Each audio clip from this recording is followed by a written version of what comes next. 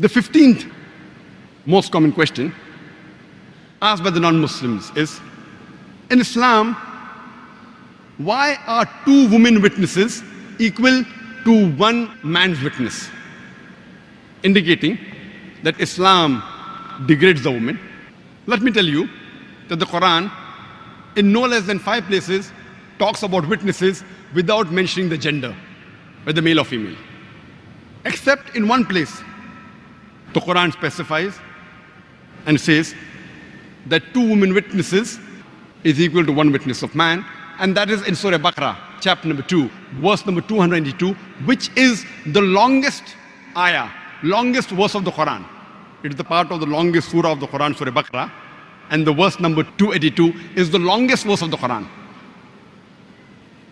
And Allah subhanahu wa ta'ala says in the Quran that, Ya ayyuhallazina amanu, O you believe, when you involve in any financial transaction involving future obligation for a fixed period of time, put it down in writing and get 2 men as witnesses amongst yourself. It further goes and says, if you can't find 2 men, then 1 man and 2 women. And it continues, if one of them errs or makes a mistake, the second will correct her. Now this verse of the Quran is exclusively talking about financial transactions and nothing else. Let me give you an example for better understanding. For example, if someone wants to undergo a surgery, maybe a major operation, the best for him would be that he takes the advice of 2 qualified surgeons. It is the best for safety. If he can't find 2 qualified surgeons, at least 1 qualified surgeon, MS or MCH, and 2 MBBS doctors. Because an MBBS doctor cannot do a major surgery. You can't have 4 MBBS doctors and do the surgery. Best would be 2 qualified surgeons who are master of surgery. If you can't find 2 qualified surgeons, master of surgery, at least 1 master of surgery and 2 bachelor of surgery. Similarly, in financial transaction, because in Islam, the financial burden is put on the shoulders of the man in Islam. The woman need not look after any financial burden. In Islam, before a woman is married, it is the duty of the father and the brother. And after she's married, it is the duty of the husband and the son to look after lodging, boarding, clothing, and all financial aspects. So because of this, if it's an Islamic society, a man is more financially aware as compared to a woman. Because of this, in financial transaction, when you take witnesses, take 2 men. If you can't find 2 men, then 1 man and 2 women. Because if one of them errs, the Arabic word is tazil, makes a mistake. Some people translate it as if one of them forgets. It's not forget. It is if one of the women makes a mistake, the second will correct her. There are several verses in the Quran which talk about witnesses without mentioning the gender. For example, Quran says in Surah Maida, chapter number 5, verse number 106 to 108, that if death approaches you, put the will, the inheritance in writing and take 2 witnesses. The gender is not mentioned. Quran says in Surah Talaq, chapter number 65, verse number 2, that when someone gives talaq, take 2 witnesses. The gender is not specified. Should be honest, should be just. Gender is not specified.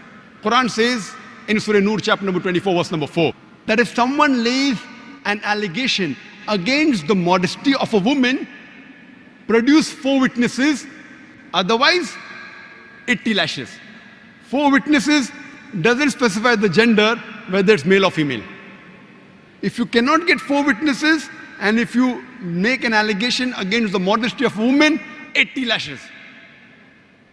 And 1 verse of the Quran is explicitly clear, which equates 1 male and 1 female. In Surah Nur, chapter number 24, verse number 6 says that if someone lays an allegation against the spouse, or the husband lays an allegation against the wife, and he does not have any evidences, no witnesses, his solitary evidence is sufficient. And he has to take oath 4 times in the name of Allah, and 5th time, pronounce a curse on him if he's lying. Immediately the next verse, after verse number 6 and 7 of Surah Nur, Surah Nur chapter 24 verse number 8 says, but if the wife, if she also does not have any witnesses, she too can be a solitary evidence by taking oath 4 times. And the 5th one being a curse on herself if she's lying. So here, it is clearly mentioned in the Quran that 1 female is equal to 1 male. So based on this, most of the fuqahas and the jurists, they agree that only in cases of financial transaction, witnesses of 2 women is equal to 1 man. And some jurists say that in cases of murder, where the nature of the female may be difficult for her to give evidence, maybe 2 women is equal to 1 man. But all the other cases, 1 woman is equal to 1 man witness. For example, in the starting of the month of Ramadan, in the sighting of moon, you require 1 witness. In the ending of Ramadan, you require 2 witnesses. It does not make a difference whether it's a male or a female. Only in some country it has to be a man, should have a beard of the standard fist, then only can you take the witness. And I have one more strong argument, that the beloved wife of Muhammad sallallahu alaihi wasallam, Hazrat Aisha, may Allah be pleased with her, radhiyallahu anha, she has narrated no less than 2,210 ahadith. 2,210 ahadith. And she was the only witness. So 2,210 sahih hadith, which are basis of the Sharia, is a witness only of 1 woman. She was the wife of the Prophet. Hazrat Aisha, may Allah be pleased with her. So this clearly indicates that 1 witness of woman is equal to 1 witness of man. There are cases in which, how in financial transaction men is preferred to women, there are certain cases in which woman witness is taken, men's witness is not taken. For example, while giving the burial bath of a female Muslimah, witness should be a woman. A man cannot be a witness. Unless in certain conditions where it's a forest and there are no human beings, then the husband can be. But otherwise, generally, for the burial bath, for the janaza ghusl of a woman, the witness is accepted of a woman, not of a man.